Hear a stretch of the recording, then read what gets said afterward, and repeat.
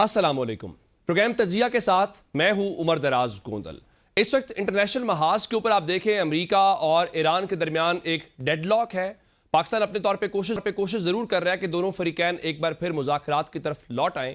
गुज़श्ता रोज America के सदर ने अगले 36 से 72 घंटों का इशारा तो दिया, लेकिन फिलहाल ईरान की तरफ से कोई ऐसा इंडिकेटर नजर नहीं आ रहा कि उसकी पोजीशन के अंदर कोई तब्दीली हुई हो, क्योंकि गुज़श्ता रोज हमने देखा कि जिस तरह से उनकी तरफ से जहाज़ों को कब्जे में लिया गया वो टिट फॉर टैट दिखाई दिया।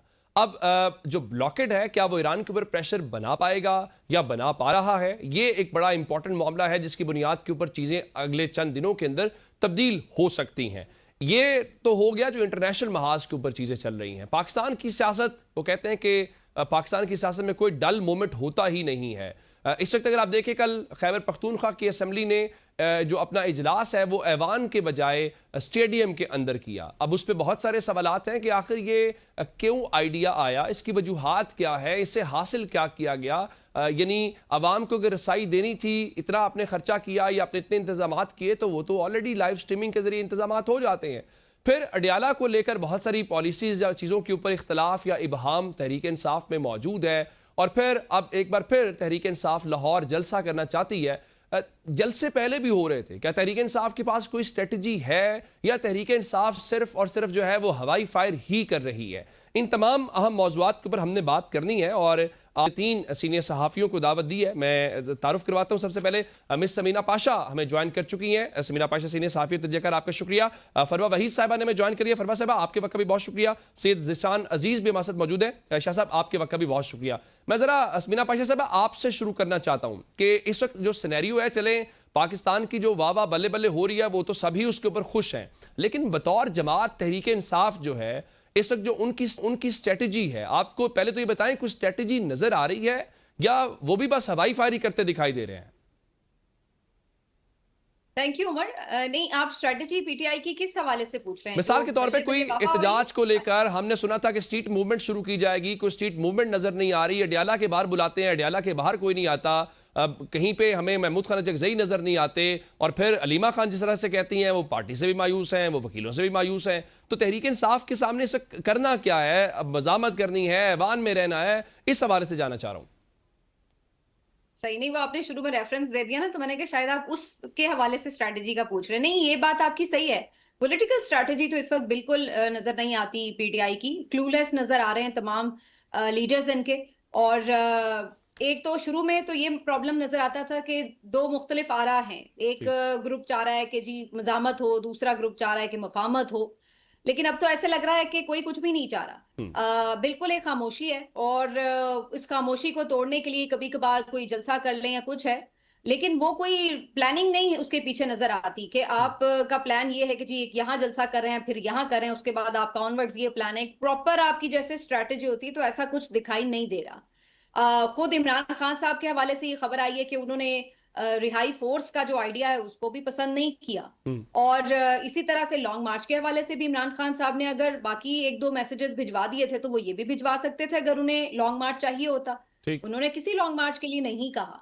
तो बज़ाहिर ऐसा लग रहा है कि पाकिस्तान तहरीक इंसाफ जो बाहर मौजूद है उसके पास भी कोई स्ट्रैटेजी नहीं है, और अंदर से भी उसे कोई वाज़ेह इशारा नहीं आया, सिवाय इसके कि आप अदालतों पे जोर बढ़ाएं, अपनी जो एक स्ट्रीट पावर है उसको जारी रखें। लेकिन ऐसा कोई हतमी लाहेमल या फाइनल कॉल या कुछ ऐसा अभी दिखाई नहीं देता। और मेरा ख्याल है कि जो इस वक्त हालात है उमर, इस वक्त जिधर हम खड़े हैं, शायद वो कोई इतने सूटेबल भी नहीं है किसी भी मूवमेंट के लिए। आपको पता है बैरूनी हालात जिस तरह से हैं, उसमें जो पाकिस्तान का किरदार है उसकी वजह से जाहिर है उस हुकूमत को, इस निज़ाम को एक स्ट्रेंथ मिली है। दूसरा, मौसम इतना गर्म अब है, हो चुका है शुरू, और अब ऑनवर्ड्स इसने गर्म ही रहना है। तो ऐसे में भी कोई आपको नजर नहीं आता कि तहरीक के लिए कोई आइडियल मौसम हो। और तीसरी बात यह है कि खुद पाकिस्तान तहरीक इंसाफ के वर्कर्स, इनकी लीडरशिप, इनके दरमियान एक गैप है। कोई स्ट्रेटजी नहीं है। इवन इमरान खान साहब की फैमिली और उनकी पार्टी की जो आपस में कोऑर्डिनेशन है वो मुतासिर हो चुकी है। तो ऐसे में बिल्कुल एक टोटल क्योस ही नजर आता है। क्योस नजर आ रहा है। अच्छा फरवा, आप ये बताएं कि कल हमने ये देखा कि तहरीक इंसाफ ने अपने अरकान असम्बली को निकाला से मुराद किया कि लेकर स्टेडियम में चले गए, वहां पर इजलास किया। ये क्या मंतक है कि जी अवाम को बराह रास्त रसाई देनी है तो जो इजलास है वो हमने स्टेडियम के अंदर करना है? ये क्या कोई पॉलिटिकली वाइज डिसीजन था ये कुछ स्टंट कहा जाएगा? क्या उसकी आप वजह समझती हैं? दूसरा, ये जो मिस अमीना बात कर रही थी कि देखें ओवरऑल इंटरनेशनल जो हालात हैं वो भी इसको फेवर नहीं करते कि लोकली कोई चीजें चली जाएं, आप उसको इंटरनेशनल वजूहात समझती हैं या पीटीआई के पास कोई स्ट्रेटजी है नहीं है? आपने अपने आप को इन तमाम चीजों से इररिलेवेंट कर लिया सारी पॉलिटिकल इक्वेशन के अंदर। बहुत शुक्रिया उमर, और आपके बाकी पैनलिस्ट को अस्सलाम वालेकुम। आपके पहले सवाल के जो पहला हिस्सा है उससे आगाज कर लेते हैं कि जो उन्होंने इजलास का वेन्यू चेंज किया है, I think it's solely an optics, और ऑप्टिक्स की पॉलिटिक्स का हिस्सा है और कुछ भी नहीं है। क्योंकि आप देखिए कि इस वक्त जो खबरें हैं, अखबारात, आप और मैं, हम सब जब रोज उठते हैं सुबह, जब अखबारात पढ़ते हैं, तो हम मोस्टली हेडलाइंस में कहीं पर भी, इवन इंटरनल पॉलिटिक्स की भी बात कर रही हूँ पाकिस्तान की, तो खातिर खा कोई कहते हैं कि पेशरफ्त नहीं है उसकी, ठीक। तो वहीं पर जमूद का शिकार है। सीम्स लाइक कि चीजें वहीं पर खड़ी हुई हैं, इंटरनेशनली बहुत कुछ हो रहा है। तो ये एक ऑप्टिक्स की सियासत है जो कि कुछ चंद लोगों को दिखाना था कि हम कुछ कर तो रहे हैं। ठीक। इससे मुझे एक बड़ी फनी मिसाल याद आती है, वैसे बड़े इन्हें प्रॉफिट है देना, लेकिन वो मैं शॉर्ट करके बताती हूँ। वो आपने देखा होगा कि पंजाबी में जरा ज्यादा मजा आता है कि बांदर कहता है कि मैं नसपच ते बहुत कीती है, बाकी जो अल्लाह दी मर्जी। तो मुझे तो वो नसपच ही नजर आ रही है, मुझे उसके अलावा कुछ और नजर नहीं आ रहा। ठीक। जो समीना साहबा का बात का हिस्सा आपने किया है, मैं समीना साहबा के साथ एक शो में थी गुज़श्ता कुछ महीनों पहले की ठीक। बात है, और वहां पर एक बात की थी कि इमरान खान साहब इररिलेवेंट हुए नहीं हैं, हो जाएंगे। ठीक। और फिर वो एक ब्रिगेड शुरू हो जाती है सोशल मीडिया पर। आज मैं बात को दोबारा दोहराती हूँ और मैं कहती हूँ कि इररिलेवेंट शायद होते ना, लेकिन कर दिया गया, और ये वो किया भी उनकी ये करने से मुराद आप पावरफुल क्वार्टर्स की या गवर्नमेंट की बात कर रही हैं या पीटीआई की खुद बात कर रही हैं? मैं आपको पार्टी की बात कर रही हूँ। पीटीआई की। देखिए, अरबों रुपए आपके, ये मैं नहीं कह रही, फवाद चौधरी साहब जो उनकी पार्टी के कभी मेंबर रहे हैं, जो उनके बड़े करीब रहे हैं, शेर अफजल मरवत जो जिनको पार्टी से उन्होंने निकाला है, ये इस तरह के लोग उनके इल्जामात लगाते हैं। एक्स पर जाकर आप देखें, वो कहते हैं अरबों रुपए वकीलों को दिए। 52%, 53% जिस पार्टी में इलेक्शंस के बाद वकील आए हों, सेनेट की सीट पर हामिद खान जैसे जीरक लोग आए हों, ये सोचकर पार्टी टिकट दिया हो कि भाई ये जब सेनेट में जाएंगे, चूंकि ये वकील हैं, तो इनका पर्सपेक्टिव आम पॉलिटिशियन से मुख्तलिफ होगा। या ये जो हम नए वकील असेंबलीज में मुतारिफ करवा रहे हैं, इंतजार पंजोता के ऊपर उन्होंने एतराज उठाया, उनके भाई जो हैं वो भी हैं शामिल, और भी बड़े वकील हैं इसमें। सलमान अकरम नदा साहब जो कि बड़े प्रोमिनेंट फेस हैं, जो आजकल जो उनके इख्तलाफात चल रहे हैं, क्या किसी ने भी फीस लेने के अलावा इमरान खान साहब के केसेस को उस तरीके से परस्यू किया? और रही बात एहतजाज की, आई थिंक पाकिस्तान तहरीक इंसाफ ने अगर under the umbrella of Suhail Khan Afridi एहतजाज करना होता, तो 8 फरवरी का एहतजाज मौखर नहीं होता। कीपिंग दैट, तब मौसम भी ठीक था, तब हालात भी ठीक थे, तब कोई बम भी नहीं लगा था किसी मुल्क में। Very right. आप कह रही हैं कि वो जो ट्रेन है वो बेसिकली 8 फरवरी को मिस हो चुकी है। जिशान, मुझे ये बताइए कि ये जो तहरीक इंसाफ को लेकर आप तहरीक इंसाफ कहती थी जी अब रिहाई फोर्स आ गई है, अब स्टेट मूवमेंट आ गई है, अब सिर्फ मजामत होगी, देखो सोहेल आफरीदी को ले आए हैं, देखो महमूद खान अचकजई आ गए हैं, सारे चेहरे देखो जरा, जुनैद अकबर ले आए, वो सारे के सारे यूं लगता है कि या तो वो डिफ्यूज हो गए हैं या उनके पास कोई प्लान ही नहीं है। पीटीआई का वर्कर जलसे में आ जाता है, आप उसको बुलाते हैं कि आओ भाई अडियाला के बाहर, वहां नहीं आता। क्या उसका मिसट्रस्ट है अपनी क़यादत के ऊपर, या उसको लगता है कि भाई इनके पास कोई स्ट्रेटजी है ही नहीं है?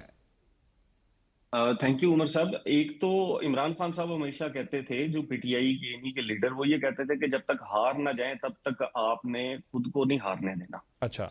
तो पीटीआई जो है ना, वो खुद को ये तस्लीम कर चुकी है कि अब हम कॉर्नर्ड हो चुके हैं और हम हार चुके हैं। 4 स्टेक होल्डर हैं इस वक्त इसके अंदर। एक खान साहब हैं, एक खान साहब की फैमिली है, एक सोशल मीडिया है और एक लीडरशिप है जो खान साहब ने बनाई हुई है इस वक्त। इसमें जो 3 स्टेक होल्डर हैं उन्होंने हार नहीं मानी। खान साहब हो गए, उनकी फैमिली हो गई और सोशल मीडिया हो गया। लेकिन जिन्होंने ग्राउंड के ऊपर काम करना है, लीडरशिप, अब उसमें सलमान अकरम राजा साहब हों, बैरिस्टर गौर साहब हों, अचकजई साहब हों, अलामा साहब हों, उसके अंदर वो तमाम लोग, आप थोड़ा सा उनकी बैकग्राउंड हिस्ट्री देखें ना, वो अग्रेसिव नहीं है। ठीक। उन्होंने सिर्फ और सिर्फ डायलॉग करने हैं, टेबल टॉक करनी है। उन्होंने बातचीत से, कोई कॉल से, कोई मुलाकात करके, उन्होंने किसी तरीके से जो मामलात हैं उनको वक्त गुजार के आगे लेकर चलना है। इनमें से कोई एक भी लीडरशिप ऐसी नहीं है जो इस तरह का कोई अग्रेसिव हो या इस तरह की कोई क्राउड पुलिंग रखता हो। सोहेल अफरीदी साहब ने जब पहला खिताब किया था तो वायरल किस वजह से हुए थे? वो एक लाइन उन्होंने बोली थी कि अब की बार इसके इमरान में मारा जाऊंगा। तो उसके बाद फिर स्ट्रीट मूवमेंट्स का एक जो है वो आ गया कि जी अब स्ट्रीट मूवमेंट्स मैं कर रहा हूँ। फिर लाहौर देखा, कराची देखा, अब मेरे ख्याल में 25 को वो कश्मीर में भी जा रहे हैं, मुजफ्फराबाद में।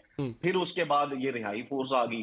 पीटीआई की जो लीडरशिप है वो सिर्फ और सिर्फ इस वक्त वक्त गुजार रही है, और वक्त गुजारने में आपने खुद को कहीं ना कहीं रेलिवेंट रखना है। आपने दिखाना है कि हम कुछ ना कुछ कर रहे हैं, तो उसमें फिर जाहिर सी बात है आप फिर ये अवामी जो असम्बली थी ये भी आप करेंगे। अब मतलब इस अवामी असम्बली से क्या होगा कि हुकूमत एस्टेब्लिशमेंट बहुत खौफजदा हो जाएगी और वो इनको कॉल करेंगे कि भाईजान अल्लाह वास्ते आपने जो मुज़ाकरात करने हैं, जो हमसे अपनी डिमांडें जो है वो मनवानी है मनवा लें, लेकिन ये अवामी असम्बली वाला प्रेशर नहीं आपने हमारे ऊपर डाला। ऐसा कुछ भी नहीं होने वाला। जब इनकी बहनों को चक्री के ऊपर उतार दिया गया, कितने लोग पंजाब से आए, कितनी गाड़ियां चक्री के ऊपर पहुंची, कुछ भी नहीं ऐसा हुआ। इस वक्त जो है वो इनकी कैपेसिटी भी नहीं है एक्चुअली, क्योंकि ये हार तस्लीम कर चुके हैं। आप कहते हैं कि वो ज़हनी तौर पे उस चीज को तस्लीम कर चुके हैं। मैं समीना साहब आपसे ये जानना चाहता हूं कि एक तो चलें तहरीक इंसाफ की वो स्ट्रेटजी है ना जो खान साहब की रिहाई को लेकर है या पार्टी की पॉलिटिक्स को लेकर है, एक आपके पास अपोजिशन का रोल भी है बतौर जमात। अब मेरे सामने ये सारे डेटा पड़ा हुआ है कि जो महंगाई के असरात हैं, पेट्रोलियम प्राइसेस हैं, आप देखेंगे जो सोलर के हवाले से वो नए लाइसेंस की बात कर रहे हैं, बहुत सारे ऐसे अवामी इशूज़ की बात की जा सकती है। तहरीक इंसाफ उन अवामी इशूज़ के ऊपर आप समझती हैं कि बतौर अपोजिशन जो ऐवान के अंदर, टीवी के ऊपर, प्रेस कॉन्फ्रेंसेस के अंदर जो आपने अवाम का मुकदमा लड़ना है, वो मुकदमा कौन लड़ेगा? अब तो गवर्नमेंट इतनी कंफर्टेबल है कि वो पब्लिक कंजप्शन के लिए मुज़ाकरात की बात नहीं कर रही। अच्छा, मैं इसका जवाब देती हूँ, लेकिन पहले फरवा साहिबा ने एक बात की है, जरा मैं उस पर जरूर कमेंट करना चाहूंगी। फरवा कह रही थी कि वो कई महीने पहले मेरे साथ एक प्रोग्राम में थी और उस वक्त वो ये बात कर रही थी कि इमरान खान इररिलेवेंट हो जाएंगे अगर नहीं भी हुए, और आज वो काफी महीनों के बाद ये बात कह रही हैं कि वो इररिलेवेंट हो गए हैं। अब आप एक साल बाद भी एक प्रोग्राम करेंगे ना और उसमें भी हम लोगों को बुलाएंगे, तो तब भी बात इमरान खान पर ही हो रही होगी, ठीक है? तो वो ऐसा बंदा इररिलेवेंट हो रहा है कि मतलब हर प्रोग्राम में उसके ऊपर बात हो रही है, उसकी जमात के ऊपर बात हो रही है। मतलब अभी भी हम यहाँ बैठे हुए हैं तो हम गवर्नमेंट की स्ट्रैटेजी को डिस्कस करने के बजाय कि वो क्या प्लान कर रहे हैं, उनकी ये पॉलिसी अच्छी है या नहीं अच्छी, उनके जो कायदीन हैं वो क्या सोच रहे हैं, किसका क्या किरदार है, हम यहाँ बैठ के क्या डिस्कस कर रहे हैं कि पाकिस्तान तहरीक इंसाफ क्या सोच रही है, उनकी लीडरशिप क्या सोच रही है, इमरान खान को रिहा करने के हवाले से क्या स्ट्रैटेजी है, वगैरह वगैरह। तो इमरान खान इररिलेवेंट तो नहीं हुए। दूसरी बात अच्छा, वैसे मेरे ज़हन में एक बात आई है, मैं अगर आपके साथ कलामी की माफी चाहते हुए, अगर डिस्कशन की बुनियाद पे हमने रेलेवेंस तय करनी है, फिर तो फिजा अली पाकिस्तान में से सबसे ज्यादा रेलेवेंट होंगी। नहीं, मैं यही आगे मैं इसी तरफ आ रही थी कि जब एक लंबी तहरीक चलती है ना, और वो भी एक बहुत ही जबर और फस्तायत के माहौल में, तो ऐसा नहीं हो सकता कि आप कहें कि जी ये तहरीक शुरू हुई, ये अगले एक महीने में रिजल्ट आ गया और चले जी आप हार गए या जीत गए। ये कई सालों का सफर भी हो सकता है। ये ऊपर नीचे तहरीक में वक्त आते हैं, उसका मतलब ये नहीं होता कि बाकी जितनी जो कुर्बानियां उससे पहले दी जा चुकी हैं या दी जा रही हैं वो फरामोश हो जाती हैं। उनके लीडर्स आज भी अगर जेलों में उनकी जमानतें नहीं हो रही, इमरान खान से मुलाकातें क्यों नहीं हो रही? अगर वो इतना इररिलेवेंट हो गया तो मुलाकात करवाए ना, क्यों नहीं करवाते आप मुलाकात? क्यों नहीं उनकी बहनों को, उनकी तो छोड़े, उनकी बीवी से, उनकी फैमिली की मुलाकात नहीं आप करवा रहे? अगर वो इतने ही गैर जरूरी या गैर अहम हो चुके हैं तो फिर क्या जरूरत है आपको इतने खौफजदा होने की उनके किसी भी पैगाम से? अभी एक हफ्ता पहले मर्दान में एक जलसा हुआ है उमर, और आप खुद भी इस बात के गवाह हैं कि वो अच्छा खासा एक बड़ी तादाद में जलसा था। तो वो क्यों था? क्या वो आपके ख्याल से मर्दान में जो लोग आए थे वो वहां पे सुहेल अफरीदी को सुनने आए थे या बाकी कायदीन की तकरीरें सुनने आए थे? अच्छा। वो तो वहां पर उन लोगों को देखना भी नहीं शायद चाहते थे, उनसे नाराज थे वो, फिर भी वो आए क्योंकि वो इमरान खान के लिए आए। तो इमरान खान इररिलेवेंट नहीं हुआ। और मैं आपको ये बता दूं कि ये इमरान खान को, अगर आप ये समझ रहे हैं कि जेल में जितनी देर इमरान खान रहेगा, आप इमरान खान को जेल में अगले 10 साल रखें, वो अगले 10 साल भी इररिलेवेंट नहीं होगा। जब तक वो जेल में डट के खड़ा है, कोई डील नहीं कर रहा, वो इररिलेवेंट नहीं होगा। Very right, very right. आपका आर्गुमेंट यह है कि जाहिर है कि जेल का जो लीडर होता है उसका एक इम्पैक्ट तो होता है, इसमें कोई शक नहीं है। यहीं से कंटिन्यू कर लेते हैं, जरा मुझे ब्रेक पे जाना है, ब्रेक से वापस आकर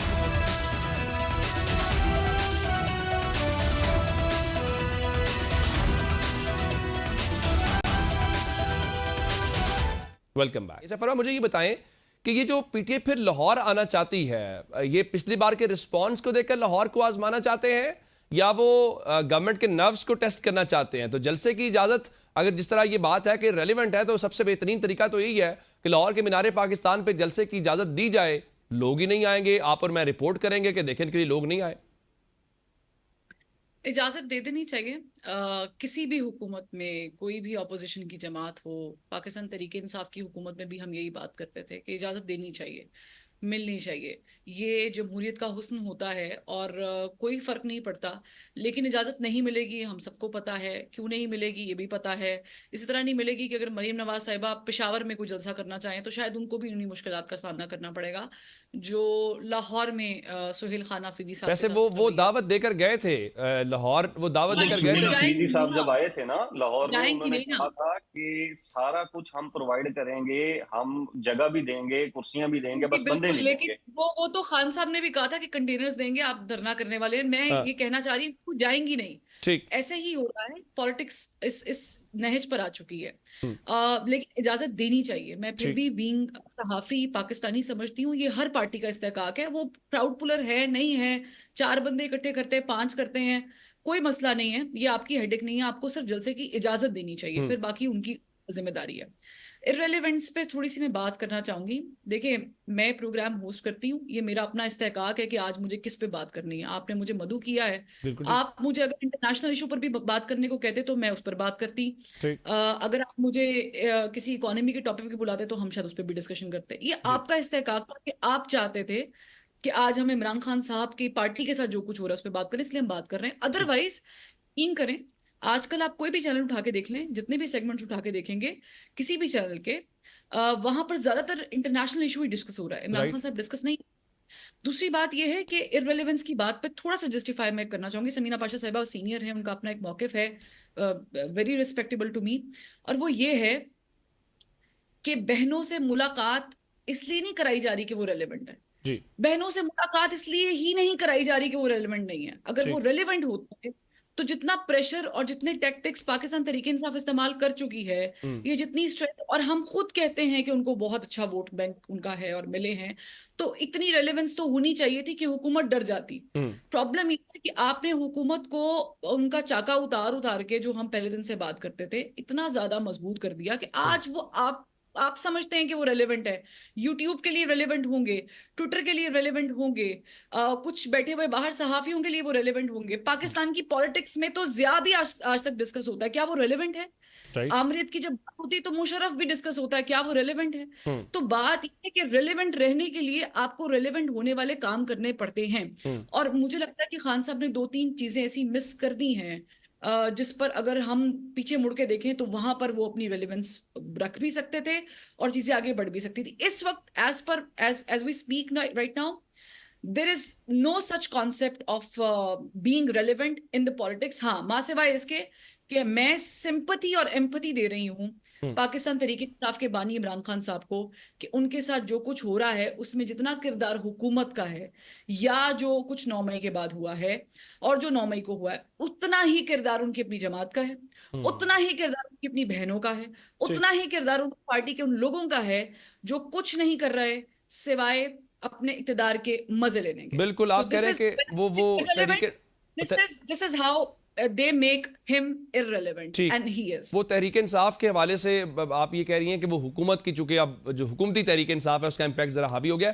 ज़िशान, ये बताएं कि जलसे भी आप पहले कर रहे थे, आपने एक पूरी सीरीज की खैबर पख्तूनख्वा के अंदर, फिर आप कराची गए, फिर लाहौर आए, आप भी उस मीटिंग में मौजूद थे। अब दोबारा लाहौर जाना, दोबारा वही जलसे करना, इससे क्या हासिल होगा? लाहौर में आप जाएंगे तो शायद सोशल मीडिया स्टफ तो मिल जाए, लेकिन इम्पैक्ट तो ग्राउंड के ऊपर कोई उस तरह से नजर नहीं आ रहा कि जिससे ये कहा जाए, जो बात फरवा भी कर रही हैं, कि गवर्नमेंट कोई प्रेशर फील करे। देखें, बेशक पब्लिक कंजम्पशन के लिए बात हो रही थी, थोड़ा अर्सा पहले मुज़ाकरात की बात ज़रूर हुई, इंटरेक्शन करने की बात ज़रूर हुई, चाहे वो महमूद खान अचकज़ई के ज़रिए हो, लेकिन यूं लग रहा है कि गवर्नमेंट बहुत कंफर्टेबल है। अब इंटरनेशनली उनकी अप्रिसिएशन हो रही है, लोकली उनको कोई प्रॉब्लम नहीं है, पीटीआई कहीं पे कोई मूवमेंट नहीं चला पा रही। जलसे भी हैं तो वो जलसे, जिस तरह मर्दान में अगर आप जलसा करते हैं तो अलीमा खान 10,000 कहती हैं, अडियाला के 12 हैं, वहां 10,000 लोग नहीं आते। अच्छा, ये जो मकबूलियत की बात है और रेलिवेंट होने की बात है, ये चीज मैं आपको बता दूं कि जब तक इमरान खान साहब जेल में हैं उनकी मकबूलियत कम नहीं होने वाली। ठीक। जिस दिन वो जेल से अपना पहला कदम बाहर रखेंगे, उस दिन फिर हम उसको कैलकुलेशन में लेकर आ सकते हैं कि अब इनकी मकबूलियत ऊपर जाएगी, नीचे जाएगी, वो हुकूमत इक़्तिदार कहती है में कि आते हैं हुकूमत या नहीं गिरनी बाहर चाहिए। आकर वो करेंगे। ज़िशान, ठीक है जी हुकूमत जी। कहती है कि हुकूमत नहीं गिरनी चाहिए, हुकूमत हमारे पास रहनी चाहिए, निज़ाम चलते रहना चाहिए, मकबूलियत इमरान खान को दिए रखे और जेल में रखे बस। हाँ, तो मैं तो वही बात कर रहा हूँ ना कि जिस दिन वो अपना बाहर पहला कदम रख लेंगे, उस दिन के बाद पता लग जाएगा कि संभालने वाले कितना संभालते हैं और जिन्होंने उम्मीदें लगा रखी हैं कि ये हमें संभाल के रखेंगे, वो कहाँ जाएंगे। दूसरी चीज ये कि जलसों की जो बात हो रही है, अभी जैसा मरियम नवाज साहिबा की भी फरवा साहिबा फरमा रही थी कि वो पिशावर नहीं जाएंगी, वो पिशावर बिल्कुल भी नहीं जाएंगी मरियम नवाज साहिबा, उनको पता है वहां पर लोगों ने आना ही नहीं है। लेकिन अगर हमें ये श्योरिटी है कि लाहौर में बंदों ने नहीं निकलना, सोहेल अफरीदी तो कह कर गए कि आप आए, हम आपको सब कुछ देंगे, वहां पे सिर्फ बंदे नहीं देंगे। यही मरियम नवाज साहिबा ऑफर कर दें कि आप आए, हम आपको बंदे नहीं देंगे, बाकी सब कुछ देंगे, हाँ। तो उनको कर लेने दे जलसा। इसमें क्या इतना बड़ा प्रॉब्लम है? कोई इतना बड़ा प्रॉब्लम नहीं है, आए वो मीनार पाकिस्तान में अगर आकर अपना जलसा कर लें, हाँ। कोई इतना बड़ा इशू तो नहीं है इसके अंदर। ठीक। तीसरी चीज ये कि जी इंटरनेशनली जो है वो आजकल ये इशू चल रहा है, इस वजह से इमरान खान साहब जो है वो इररेलेवेंट हो गए, ऐसा नहीं है। ये आप एक दिन के लिए खामोशी होती है, जितने मतलब इमरान खान साहब का बड़े से बड़ा भी नाकद है ना, उसका व्लॉग आप जाकर उठाएं और उस पर थंब उठाएं, उसके अंदर इमरान खान की पिक्चर लगाए बगैर उनका व्लॉग चलता ही नहीं है। अब वो उनके हक में बोले, उनके खिलाफ बोले, चलती नहीं है चीजें, ठीक है। लेकिन जो कंफ्यूजन है ना पीटीआई की, वो इस तरह की कंफ्यूजन है। अभी नईम पंजोता साहब 21 अप्रैल को मैं देख रहा था, उन्होंने एक ट्वीट किया हुआ था महंगाई मार्च का, और लिखा हुआ था कि अब क्यों नहीं करते ये महंगाई मार्च। मतलब अभी ये कंफ्यूज हैं कि ये महंगाई मार्च अब उन्होंने नहीं करना है। जो जुल्म ढा रहे हैं, जो महंगाई कर रहे हैं, अब उन्होंने नहीं करना, अब आपने निकलना है हजूर, आपने बाहर निकलना है। आप महंगाई मार्च के लिए निकले, आप बताएं कि सूरज से रोशनी लेने के ऊपर भी हमने पैसे देने हैं, अब भैंसों के गोबर के ऊपर भी हमने पैसे देने हैं, यहाँ पर हमने ऑनलाइन अर्निंग करनी है, उसके ऊपर भी हमने यहाँ पर जो है वो पैसे देने हैं, हमने सफाइयों के भी टैक्स देने हैं। एक एक चीज के ऊपर टैक्स दे के एंड में हमने क्या सुनना है कि हमने अरबों रुपए का जहाज खरीद लिया है, हमने करोड़ों रुपए तशीरों के ऊपर लगा दिए हैं, हमने करोड़ों रुपए अपने दौरों के ऊपर लगा दिए हैं। एक वजीर आजम जाता है 2 घंटे के लिए कराची, 40 गाड़ियों के ऊपर जाता है। इसके ऊपर पीटीआई ने कोई पार्लियामेंट के अंदर कहीं बैठ के कोई एहतजाज की पॉलिसी कुछ बनाई है? कुछ भी नहीं है। कंफ्यूजन इनके एंड से है। पीटीआई में इमरान खान साहब, उनकी फैमिली और उनका सोशल मीडिया, ये तीनों बड़े क्लियर है कि हमारा टारगेट क्या है। लेकिन लीडरशिप जो है वो सिर्फ और सिर्फ टाइम मांग रही है कि किसी तरीके से टाइम गुजर जाए, टाइम आहिस्ता आहिस्ता गुजरेगा, चीजें मामला ठीक हो जाएंगी। अब जाहिर सी बात है, देखें उमर साहब, 26 नवंबर, मुझे आप बताएं कि क्या उससे बड़ा जुल्म हो सकता है? अब क्या करे? और पीटीआई ये भी तो नहीं ना समझ में आती कि आए बाहर फिर से अल्लाह माफ करे को 50-100 बंदा अपना शहीद करवाए, फिर उसके बाद हमें लगेगा कि हाँ जी अब रेलिवेंसी भी है, अब कुछ कर भी लिया हमने। लेकिन ऑन अदर साइड पार्लियामेंट के अंदर ये दूसरा भी कोई प्रेशर नहीं है गवर्नमेंट बिल्कुल। जो ऑपोजिशन जमात के तौर के ऊपर आपका किरदार है अवामी इशूज के ऊपर, आप वो भी डिलीवर नहीं कर पाए। समीरा साहब, मैं आपसे ये जानना चाह रहा हूँ कि ये खासकर जो इंटरनेशनल उमूर के हम इतनी ज्यादा बात कर रहे हैं, होता यह है कि उमूमन हम अपनी गवर्नमेंट्स को बहुत क्रिटिसाइज करते हैं फॉरेन पॉलिसी को लेकर और कहते हैं कि हम यहाँ ये नहीं करना चाहिए था, वो ये करना चाहिए था। इस बार पाकिस्तान ने बतौर रियासत, ज़ाहिर है उसमें एस्टैब्लिशमेंट शामिल है, उसमें गवर्नमेंट शामिल है, तमाम जो उसके स्टेक होल्डर्स हैं, ये पॉलिसी, इसके ऊपर आपकी क्या राय है? यही पॉलिसी होती है अगर इमरान खान और पीटीआई भी होते, या उनका भी यही किरदार होता कि देखें बिल्कुल सालसी करें, बिल्कुल जंग खत्म करवाने के लिए किरदार अदा करें, तो जो रोल अदा करना चाहिए था मौजूदा हुकूमत और इस्टेब्लिशमेंट और तमाम स्टेक होल्डर्स ने वो रोल वही अदा किया?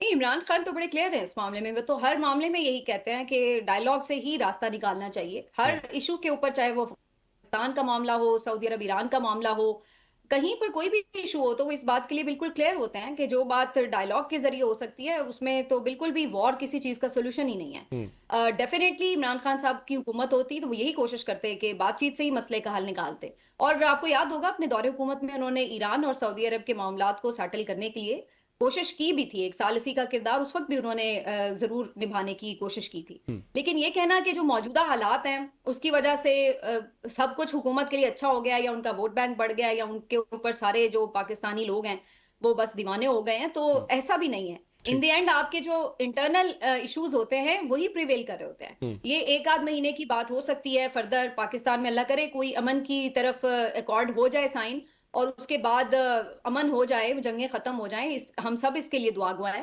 लेकिन इवेंचुअली आपने अपना जो वोट है वो आके इसी अवाम से लेना है, और उस अवाम ने जो वोट है वो इस वजह से नहीं आपको देना कि आपने जो है वो फला फला ममालिक की जो है वो सुलह करा दी है। उन्होंने ये देखना है बीच में कि आपने यहाँ पर अवाम के साथ क्या किया है। हफ्ता हो गया है कि रावलपिंडी इस्लामाबाद के शहरी जलीलो ख्वार हो रहे हैं क्योंकि जी मुज़ाकरात होने हैं, जी गेस्ट आने हैं। अभी गेस्ट वहां से चले नहीं है, लेकिन आपने पूरा हफ्ता हो गया है कि उन लोगों की दुकानें बंद कराई हैं, अरबों का नुकसान करवा दिया है, कोर्ट्स बंद करवा के साइलिन को ख्वार कर दिया है, तालीमी इदारे वाले अलग कंफ्यूज हैं। ये सब चीजें हैं, लोड शेडिंग हो रही है, दबा के हो रही है, पेट्रोल प्राइसेस बढ़े हुए हैं, LNG के प्राइस बढ़े हुए हैं, शॉर्टेज अलग है जो फेस करनी पड़ रही है। उसके अलावा अब एक लंबी लिस्ट है, मैं क्या बताती चलूं। बेरोजगारी इस वक्त अपनी मैक्सिमम आपको पता है कि नंबर्स पर है। आप पॉवर्टी की बात कर लें, वो आप देख लें। तो जहां पे भी आप सूरत हाल देखेंगे तो इन दी एंड तो आपने यही चीजें देखनी है। और फिर जो आपने ओवरऑल एक माहौल बना दिया मुल्क में, जिस तरीके से हम पुलिस गर्दी देखते हैं, जिस तरीके से हम खौफ का एक माहौल देखते हैं, तो इन तमाम चीजों को आपको अल्टीमेटली इसी को फेस करना है और इसी की बुनियाद के ऊपर आपको जो है वो वोट करना है। लेकिन मैं एक बात जरूर कह दूं कि इतनी सीरियस डिस्कशन में मुझे बड़ी मजे की बात लगी फरवा की कि क्योंकि इमरान खान इररिलेवेंट इसलिए उनकी मुलाकात नहीं कराई जा रही। उमर, मेरा ख्याल है पता नहीं हजारों कैदी होंगे रावलपिंडी की इस अडयाला जेल में, और वो सारे इररिलेवेंट है। मेरा ख्याल है आपको किसी का नाम भी नहीं पता होगा इमरान खान के अलावा। प्रेशर इतना और होना चाहिए था, अगर वो रेलेवेंट होते तो मुलाकात हो उन जाती। सब की क्या मुलाकातें बंद है, That इसलिए is why- उन सब की, एक मिनट भाई बात तो कर लेने देना अपनी अपनी बारी पे बात। उन सब की क्या मुलाकातें बंद हैं अपनी फैमिली से, इसलिए क्योंकि वो इररिलेवेंट हैं। और अगर वो रेलेवेंट होते तो उनकी मुलाकात होती। तो मतलब ये काफी मुझे एक अच्छी बात लगी। चले बिल्कुल ठीक। डिस्कशन का सिलसिला जारी है, मुझे ब्रेक के लिए कहा जा रहा है जरा।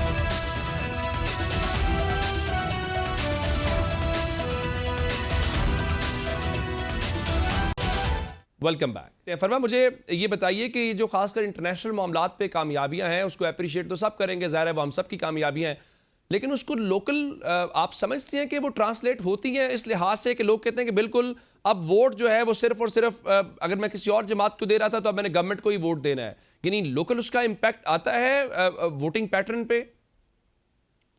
नहीं, मुझे लगता है वोटिंग पे शायद जाहिर है कि आम बंदे से रिलेट करता है, उसकी कमोडिटीज के प्राइस रिलेट करते हैं। Very right. उसकी जिंदगी में कितना आसानी पैदा हुई, कितनी मुश्किल पैदा हुई, ये सारा कुछ रिलेट करता है। आई होप कि अभी सारे गवर्नमेंट के कुछ साल पड़े हुए हैं, इलेक्शंस जब आएंगे तब तक हो सकता है कि गवर्नमेंट बहुत ही बुरा परफॉर्म करे, हो सकता है बहुत अच्छा परफॉर्म करे, I have no idea about it. लेकिन जाहिर है कि उसकी बुनियाद पर वोट दिया जाता है, इसकी बुनियाद पर थोड़ी दिया जाता है कि जंगे रुकवाई। अलबत्ता एक पॉइंट में मुझे एकदम से याद आया, माजी में आपको याद होगा जब अभिनंदन वाला इशू हुआ था 2019 में, तो इमरान खान असेंबली के फ्लोर पे खड़े होकर कहा था कि अब क्या चाहते हो, कि क्या मैं भारत पे अटैक कर दूं। जब मिलिट्री इस्टेब्लिशमेंट और आपके वजीर आजम इस तरह की गुफ्तगू करते हैं तो फिर आप आलमी सतह पर रेलेवेंट नहीं होते हैं। और पाकिस्तान की मौजूदा क़यादत रेलेवेंट हुई है तो उससे पहले हमने पिछले साल 2025 में 9 और 10 मई का मार्का लड़ा है, और उसके बाद हमने वो पूरा करने के बाद आज इस पोजीशन पे पहुंचे हैं। हमने दिखाया है कि हमारे पास टैंक में पेट्रोल भी डलता है, जहाज भी उड़ते हैं, और हम मुंह तोड़ जवाब भी देते हैं। और उसके बाद ये सिचुएशन आई। ऐसा नहीं हुआ कि पाकिस्तान बैठा हुआ था, कोई लड़ाई नहीं लड़ी और ईरान और उसके अमेरिका के बीच में सालिसी का किरदार अदा करने के लिए पहुंच गया। इतना कोई बड़ा काम नहीं हुआ है, उसके बाद ये सब कुछ हुआ है। तो cutting to the tail, point ये है कि इससे मुझे लगता है, ये मेरा एनालिसिस है कि मिलिट्री एस्टैब्लिशमेंट की जो जिसे कहते हैं कि मकबूलियत, तो आप यूं कह लें, मकबूलियत तो क्या होती है, वो ये होती है कि एक्सेप्टेंस, जो एक हमारे बहुत गैप की बात कर रहे थे ना हम अवाम और हमारी मिलिट्री के बीच में ये गैप है, और ये गैप आ गया 9 मई के बाद। आई थिंक इससे थोड़ा सा कहीं ना कहीं एक क्वेश्चन होगा कि नहीं we have performed good enough. तो आलमी सतह पर जो इम्पैक्ट है वो से ज़रा गरीब बंदे का कोई ताल्लुक नहीं है, आपका मेरा ताल्लुक सिर्फ इस हद तक है कि हमें हमारे पासपोर्ट की वैल्यू अच्छी हुई है तो हमें अच्छा फील हो रहा है। अदरवाइज अगर हमारे घर में दाने ही नहीं है तो फिर हमने क्या करना है इस आपका ख्याल है कि जो महंगाई है, पेट्रोलियम प्राइसेस हैं, एक फैक्ट। अच्छा, मुझे एक बात बताएं उमर भाई, मैं आपकी तरफ निशान आ रहा हूं, जरा समीना साहब का पॉइंट ले लें, इसके ऊपर जरा एक ले लें कि अभिनंदन जब आए थे तो खुद हमारी गोद में आकर गिरे थे अभिनंदन। अच्छा मैं आता हूँ तो उनकी गोद में आके गिरे थे, हमने जाहिर सी बात है उनके जज ने गिराया था। वो अपने आके गिरे थे, आपने वापस कर दिया उस वक्त। एक मिनट देना जरा मैं आए भी नहीं, मेरे तो बैटरी मार के का आ गए। डाउन नहीं हमने है, एक वो बंदे बिल्कुल को खुदाफिज पकड़ होने लिया, वाली है मेरी बैटरी यहाँ पे। जी पायलट को पकड़ के मेरा आखिरी पॉइंट जरा ले लेते उमर प्लीज, मेरा ये बिल्कुल क्लोज होने जी वाला जी है। स्मिना आप कहें मैं कहें पहले आप। तो ये बता दूं, ये जो जुमला था ना इमरान खान का कि क्या मैं हमला कर दूं, ये उन्होंने वो जो फरवरी वाला इवेंट था अभिनंदन वाला, उस वक्त नहीं कहा था। ये जब भारत ने वो एक कानून साजी की थी ना 5 अगस्त को 370 आर्टिकल वाली, उसके ऊपर क्रिटिसिज्म हो रहा था, उस वक्त उन्होंने कहा था। ठीक। जब फरवरी वाला अटैक हुआ था उस वक्त उन्होंने क्लियरली कहा था कि अगर हम पर कोई अटैक किया गया तो हम जवाबी हमले का सोचेंगे नहीं, हम हमला करेंगे।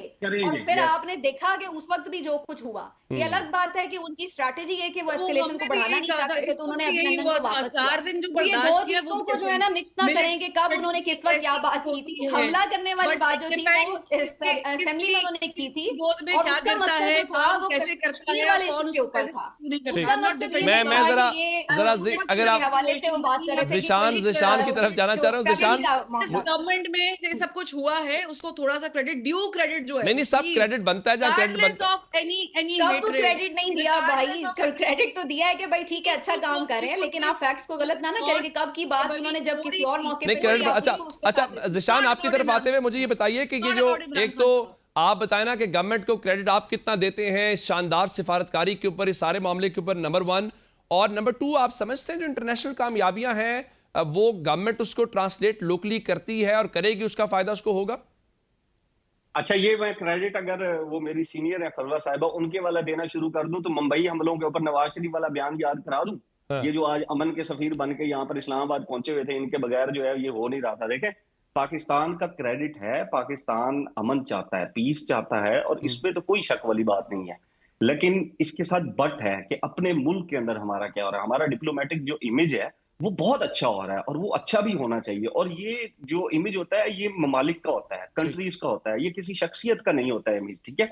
वो अच्छा हो रहा है, लेकिन आपके अंदर क्या चल रहा है? अंदर आपके ये चल रहा है कि आपके शहबाज शरीफ साहब जैसे ही जहाज में बैठ के कहीं और जाएंगे वहां पर मशहूर हो जाएंगे, अंदर आएंगे तो इलेक्शन नहीं जीत सकेंगे आपके शहबाज शरीफ साहब। अभिनंदन जब आया था वो खुद तो नहीं ना हमारी गोद में आकर गिरा था, हमने गिराया था ना उसको। तब भी यही मिलिट्री थी, आज भी यही मिलिट्री है।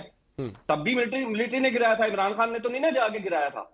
हमने तब भी उनको रिस्पांस दिया, हमने उनको पकड़ा, और उसको पकड़ के पूरी दुनिया के सामने हमने अमेरिका, ये जो भारत है इसका मुंह काला करके हमने उनके हवाले किया।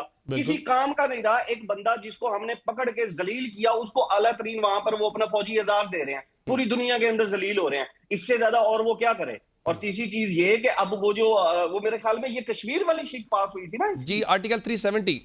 हाँ जी, तो अब उसके ऊपर वो क्या करे? मतलब इमरान खान वहां पर वो आर्टिकल जो है वो पास कर रहे हैं। इमरान खान कहे चलो जी चढ़ जाओ जहाजों के ऊपर, जाकर इसके ऊपर हमला कर दो। दो चीजों को मिक्स करके कौम को, लोगों को बेवकूफ बनाते हैं यहाँ पर ऊपर बैठ के, और कुछ भी नहीं है। I am sorry for this word, लेकिन दो चीजों को उठा के मिक्स कर दिया। भाई आज भी तो आप अमल नहीं करवा रहे हैं। I apologize in advance as well. कोई भी किसी को बेवकूफ नहीं बना। It's just like if somebody is खड़े हो जाए ना, but you appreciate, जाके खड़े हो जाए ना। अगर इतने दिलेर है, अगर इतने दिलेर है तो एक दफा नाम तो ले। ईरान में ये जो स्कूल के बच्चों के ऊपर हमला किया था, ये जहाज किसके थे? मिसाइल किसने मारे थे? ये बच्चों के ऊपर, बच्चों को जो शहीद किया था। एक ने नाम लिया अमेरिका का, कि दो चीजों को अमेरिका का नाम लिया है कि आपने ये जो बच्चे शहीद अगर वो करके- तो भारत में जंग की बात हुई थी तो वो भारत में हुई थी ना भाई, बिल्कुल ठीक। पहले हुई थी, किसी बाद नहीं में नाम हुई लिया, थी, बाद नहीं में नाम हुई लिया ना। थी। अमेरिका के Point जहाजों ये का है भी कि हमने नाम नहीं पहले लिया। ही आप अगर तो ये फिर सोच इसको हम क्या प्रिपेयर कहें? करेंगे, हमारा वजीर आजम जो है वो मुझे- ईरान में I cannot- मुसलमान I बच्चे cannot- शहीद हो जाते हैं, I नाम भी नहीं cannot ले speak सकता कि like किसने that वहां पर मारा है। way he is speaking. चले मैं इसके ऊपर ज़ाहिर है पाकिस्तान का जो क्रेडिट है वो क्रेडिट का हम सब दे रहे हैं। प्रोग्राम का वक्त खत्म हो गया, वरना इस डिस्कशन को मजीद आगे बढ़ाते। तीनों मौजूद मेहमानों का, समीना पाशा साहिबा का, फरवा वहीद साहिबा का और सैयद ज़ीशान अजीज साहब का शुक्रिया अदा करूंगा। नाज़रीन, आपने हमारे पैनल की डिस्कशन सुनी और हमने तमाम जो लोकल और इंटरनेशनल मामलात हैं उसके ऊपर उनसे राय ली। प्रोग्राम का वक्त खत्म हो गया, मैं इजाज़त दीजिएगा। खुदा हाफ़िज़।